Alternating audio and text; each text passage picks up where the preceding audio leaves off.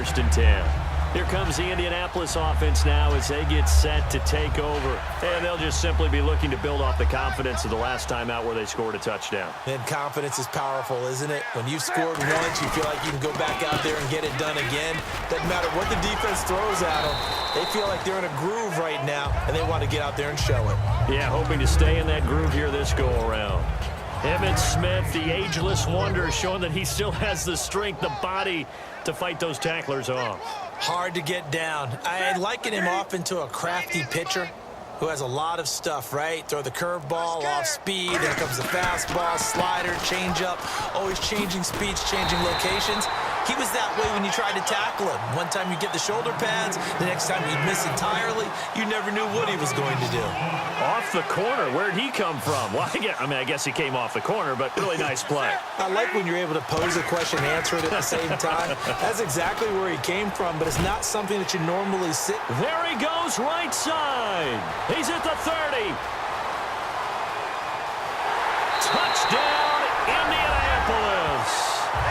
Jerry Rice with his second touchdown of the afternoon.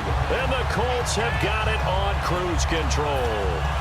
So on 3rd and medium, they dial up the pass, and it works to hit the end zone. And it's really not a surprise to me. That's a throwing down in the NFL because of how tough it is to run the football. But what offenses like to do is still show run formations to make them respect it and throw out of those. In this case, they took a nice shot at the end zone. And back now in Atlanta, where the 4th quarter will begin with a kickoff following the score on the final play of the 3rd quarter.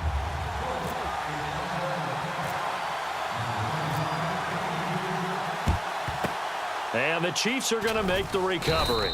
Well, 4th quarter, they felt like they needed the football back. Unfortunately, they couldn't get it.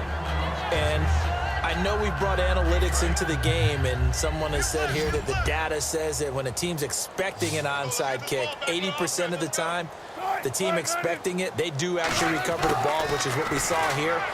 I just wonder if that number is much more of a anecdotal type of a number. Kind of like when the coaches tell us, well, when you score on special teams, 93% of the time you win the game.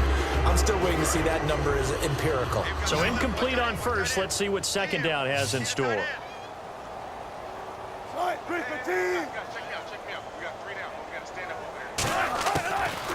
They'll run it now out of the gun. Fighting his way down to about the 35-yard line. Call it about a gain of 3, and they'll be looking at a 3rd and 7 coming up. We always like to talk about defense in terms of levels. 1st level defensive line, 2nd level linebackers, 3rd level defensive backs. On that run, that was what we call a 1st level run, and it was stopped by a 2nd level player. And he'll just toss it away. So he throws it away, and that brings up 4th down. Sometimes the coverage is so good, no matter what you're doing on offense, you just can't shake anyone free. They try their best to find someone open, but they took away every passing alley, every angle, and shut the play down.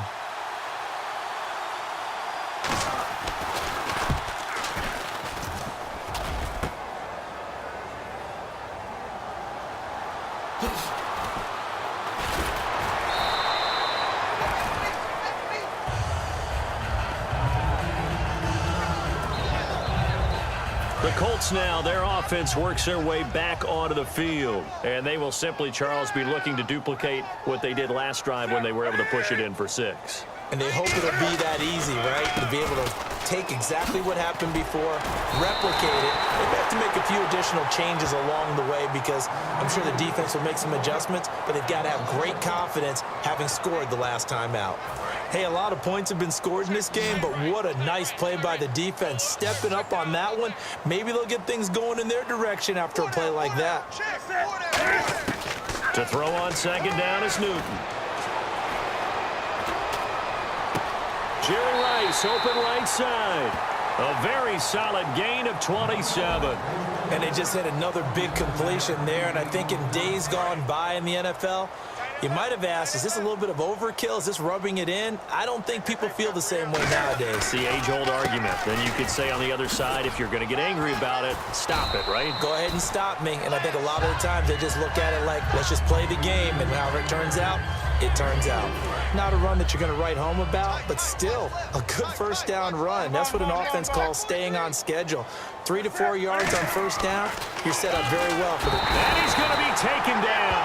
Back across midfield, just across midfield at the 49. Defense went 3-4. They got some push from the inside.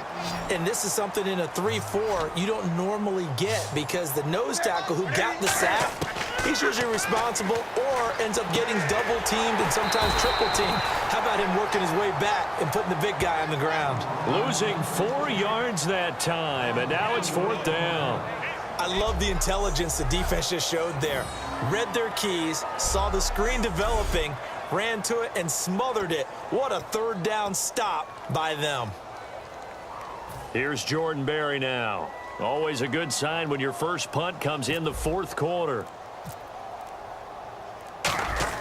And look at this. It's a fake. And this is incomplete. A huge gamble, and it does not pay off. It's such a risky play there to fake it. You're either the hero or the GOAT. Here, they're going to be the GOAT. Unfortunate, too, because you know they thought they had something there. They don't call it just to call it. They don't just say, oh, what the heck, let's go ahead and fake it here. They feel like they've got something on. They've got the defense in the right spot. Just unsuccessful in that opportunity. Got an open man. It's a noon one. And he gets this inside the 35-yard line. And when you're playing a quarterback with some experience and some moxie, you enter the danger zone when you decide to blitz him because if he's able to diagnose as he did on that play, he can hurt you downfield. He reads defenses so well, doesn't he? He really does, and the best part about that play for him, I don't think that was his primary target. I don't think so either. I think he had the read, figured out where the blitz was coming from, and went to a secondary target for a really nice gain. So the Chiefs in possession of the ball as we welcome you back. They're looking at 2nd down now as they search for a consolation score. On 2nd down, here's Wilson. A hit as he throws there, incomplete. The good signal callers would never go back in the huddle and play the blame game because they need those guys to protect him. But on that last one, his offensive line, they lost their leverage very quickly, and that's why they were able to get to him and hit him as he tried to throw the football and force an incompletion. Here's Wilson, and incomplete. He had nowhere to throw, so he just tossed it away. But that brings up 4th. And not to get too overcritical there because he knows what he's doing, but his shoulders looked a little off kilter there when he threw that. I don't think you're being overly critical there. You're just analyzing it, and he gets those shoulders right. That pass will go from incomplete to complete. And his kick is absolutely perfect. And they'll get back 3, but this remains a large deficit. Well, it's a Pyrrhic victory at best, but, Charles, no team wants to get shut out, so it's hard to blame them for taking the 3 there. You can't blame them one bit. It hasn't been the best performance, that's for darn sure. But there is something to be said for fighting to avoid the goose egg, and they're at least trying to finish out strong. And he's up across the 25 and down at the 28-yard line. There again is the running back as he trots onto the field. So after that hot start, the numbers here show the decline. What has the defense done adjustment-wise? Sometimes when you have a running back who's getting off to a hot start, you've got to catch him before he really gets going. So you change what you do across the defensive front. Instead of the linebackers being back a few yards, you bring them up closer. It's what we call mugging the line of scrimmage, taking away a lot of blocking angles and gaps and maybe stopping him before he can get going. Mugging the line of scrimmage, okay. Yeah, in this case. Inman has it over the middle. And he'll be brought down shy of the 40 at the 38-yard line. Well, clearly.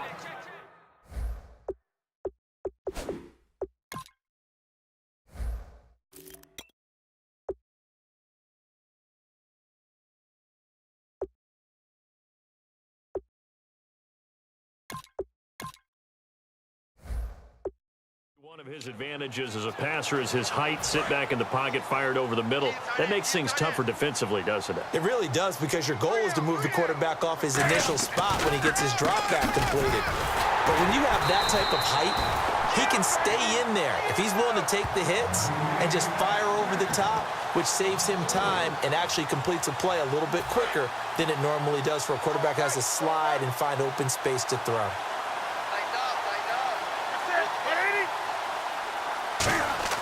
On 4th down, Newton. Into a double team, and it's intercepted. And an alley to run.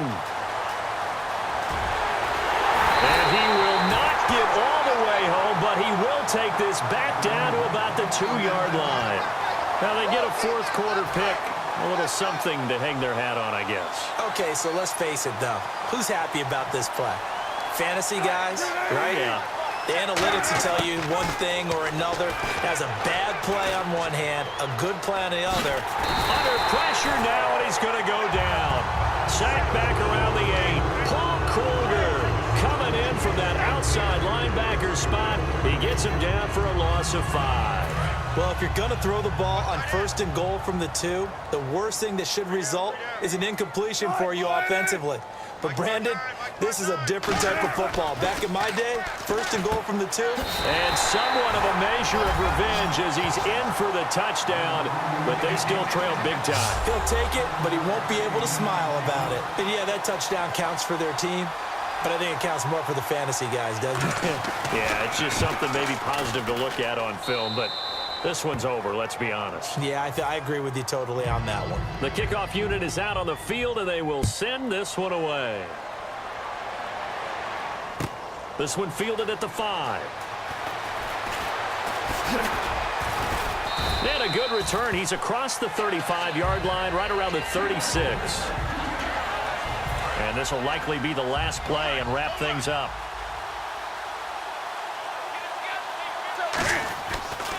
First down. Here's the run with Anderson. So he got free of one tackle, but couldn't do a whole lot else.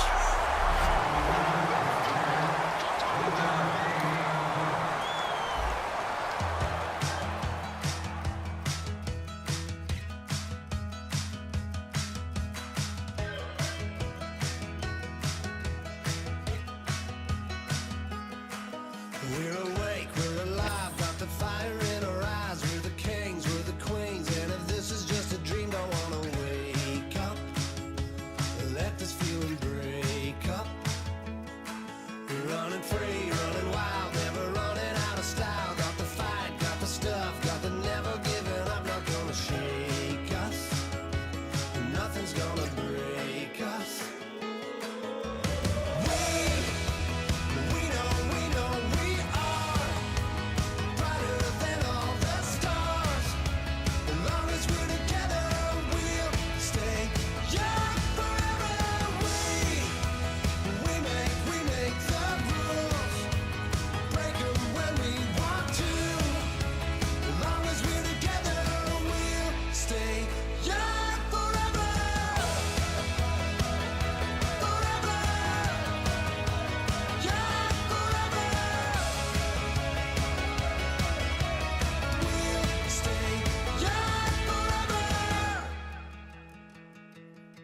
You know the part of the song, everybody sings along. Well, that's us, listen up, shout it out, I'm talking all night.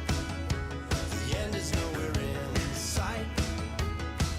From the streets to the tracks, here's to never looking back. Cause the past doesn't last, long as we're together. Just keeps getting better, just keeps getting better.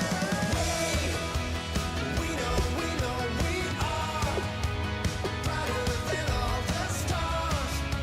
As long as we're together, we'll stay young forever. We make the rules, break 'em when we want to. As long as we're together, we'll stay young forever. Forever. Young forever. We'll stay young forever.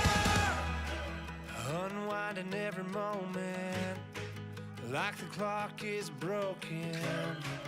Never stopping, never slowing. Yeah, we're living wide open. Unwinding every moment. Is it time to finish what they started? I'm Larry Ridley, and this is Draft Champions. The Colts come in knowing it only takes 3. The getting to know each other process is over. Time to get down to it. And we're off in week 3 of Draft Champions. This one taken from the 7. Look at the spin. And he'll take this across the 25. Couple extra yards.